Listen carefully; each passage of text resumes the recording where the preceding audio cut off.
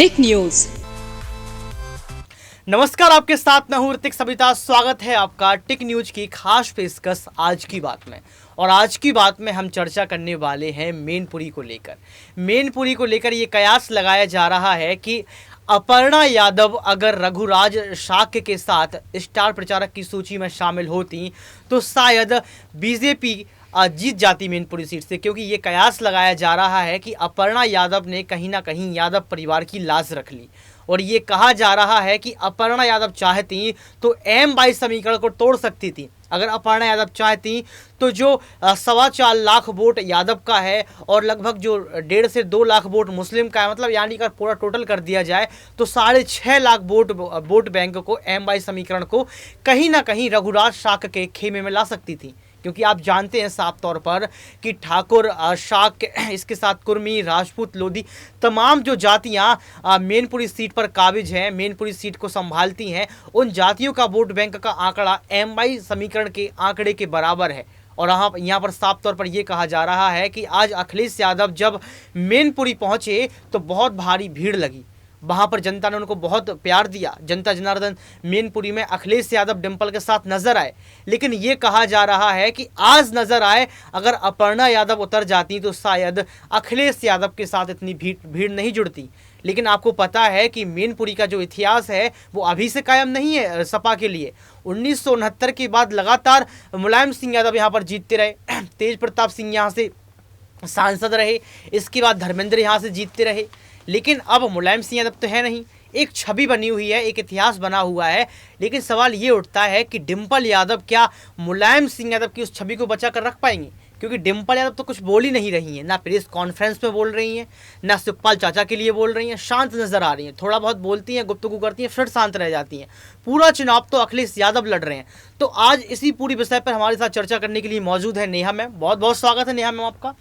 Ma'am, पहला सवाल मेरा आपसे ये रहेगा कि आप साफ तौर पर एक चीज़ देख रही होंगी कि अखिलेश यादव मेनपुरी पहुंच जाते हैं चुनावी रैलियां संबोधित करने के लिए, जनसंपर्क बनाने के लिए। साफ तौर पर नेहा मैम आप ये भी देख रही हैं कि शिवपाल चाचा के साथ अखिलेश यादव की 1 घंटे मीटिंग हुई 17 नवंबर को। और मीटिंग होने के बाद ये कहा गया कि शिवपाल चाचा ने अखिलेश यादव को मेनपुरी जीतने का मंत्र दे दिया। और वो मंत्र भले ही अखिलेश के पास पहुंच गया हो, लेकिन रघुराज शाक्य ये सवाल खड़ा कर रहे हैं कि मेरे साथ पक्षपात हुआ, मेरे गुरु ने मुझे धोखा दिया है।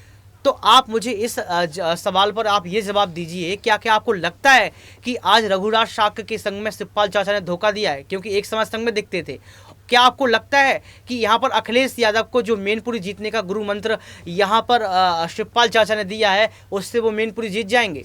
देखिए ऋतिक, यहाँ पर अगर हम बात करें शिवपाल यादव को लेकर कि रघुराज ने यहाँ पर ये कहा है कि शिवपाल ने उनको धोखा दिया। देखिए, इसमें धोखा वाली तो कोई बात ही नहीं है। धोखा तो एक्चुअल में अगर मैं बताऊं तो ये धोखा है कि प्रसपा पार्टी के लिए पहले यहाँ रघुराज काम करते थे, लेकिन फिर भाजपा में शामिल हो गए। तो देखिए, भाजपा में शामिल हुए तो ये उनकी हेडेक है, वो इसमें शिवपाल यादव कुछ नहीं कर सकते हैं। शिवपाल यादव तो अपनी पार्टी के लिए काम कर रहे हैं।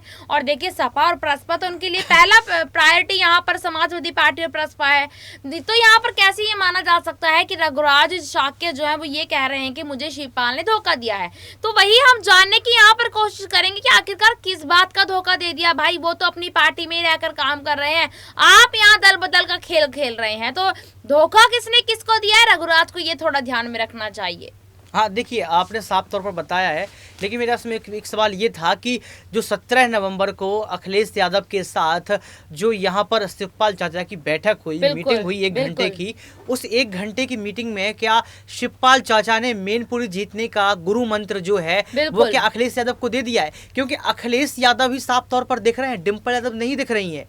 मैं आपसे एक सवाल कर रहा था कि आपको लगता है कि अब अखिलेश यादव के पास जो मंत्र आ चुका है उसके साथ M22 समीकरण का वोट बैंक तो मिलेगा, लेकिन शाक्य समाज का, ठाकुर समाज का, राजपूत, तो जो तमाम जातियां वहां पर हैं, उनका वोट बैंक भी अब अखिलेश यादव अपने खेमे में कर लेंगे? देखिए, बिल्कुल, यहाँ पर आपको बता दें कि कुछ दिन 2 से 3 दिन पहले अखिलेश और डिंपल मिलकर यहाँ सैफई पहुंचे थे शिवपाल यादव से मिलने के लिए, उनको मनाने के लिए। और सबसे बड़ी बात, यहाँ पर सपा प्रचारक लिस्ट में शिवपाल यादव का नाम आने के बाद यहाँ पर जो चाचा भतीजे के जो संबंध है वो बहुत ही करीब यहाँ पर देखने को मिल रहे हैं। क्योंकि कुछ महीनों पहले से यहाँ नाराजगी दोनों के बीच में चल रही थी नेताजी के होते हुए, लेकिन नेताजी की 10 अक्टूबर के निधन के बाद यहाँ पर दोनों चाचा भतीजों में नजदीकियां देखने को मिल रही हैं। और कहीं ना कहीं शिवपाल यादव ने मैनपुरी चुनाव को लेकर ये एक रणनीति यहाँ पर बनाई है इस 1 घंटे की मीटिंग में कि कैसे चुनावों का प्रचार करना है, कौन कौन इसमें शामिल होगा। धर्मेंद्र यादव को लेकर, तेज प्रताप यादव लेकिन को आप लेकर। ये बताइए कि अगर इस प्रकार का मंत्र उन्होंने दिया है और आपने कहा कि उनको जिक्र कर दिया है, तो शिवपाल चाचा ने खुद ये बात कही होगी कि मुझे आप स्टार प्रचारक की सूची में 7वें नंबर पर रखिए। क्योंकि अगर शिवपाल चाचा मैनपुरी के लिए इतने खास हैं, कहा जाता था कि वो मुलायम सिंह यादव के दाहिने हाथ हैं, मुलायम सिंह यादव के वो सेनापति रहा करते थे, सेनापति के तौर पर उनको देखा जाता था, तो फिर आज ऐसा क्या हो गया सपा पार्टी के अंदर कि एक तरफ चाचा भतीजे साथ दिख रहे हैं, तो दूसरी तरफ जो लिस्ट है स्टार प्रचारक की उसमें जो है शिवपाल चाचा 7वें नंबर पर है। नेहा, देखिए यहाँ पर 7वें नंबर पे है तो कोई इतनी बड़ी बात नहीं है। और मुलायम सिंह यादव के यहाँ दाहिने हाथ कहे जाते थे, अखिलेश यादव के नहीं।